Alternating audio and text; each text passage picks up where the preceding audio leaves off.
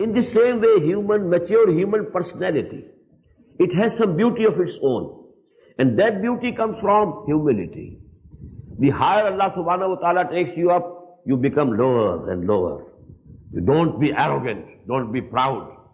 Don't look others with contempt. Don't look to others, with scorn. So these are the last advices of Hazrat Luqman, a mature person. وَلَا تُصَعِّرْ خَدَّكَ لِلنَّاسِ. Sar, it was a disease in the neck of the camels, with which the neck was turned, so that there was a bending in the neck, and the face of the camel was at an angle with the neck. In the same way, if a person is haughty and proud, he doesn't face others, and there is a bend in his neck. So that is actually, it's an allegory for something, for some showing of pride, and scorn for others. وَلَا تُصَعِّرْ خَدَّكَ لِلنَّاسِ. Don't be scornful for others.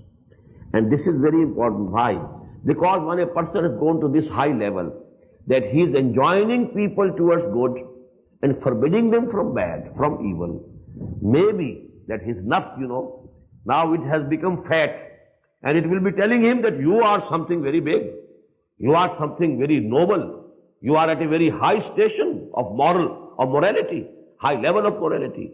And this is the biggest harm that can come to a person, because now everything will be gone. This thing actually, this is a big zero, and any sum multiplied by zero becomes zero. All good deeds are gone if there is ghurur, if there is takabbur, if you think yourself to be much high, if you think yourself to be much noble, to be very virtuous. These things, they take away all the reward of all the good deeds that you might have committed up till now.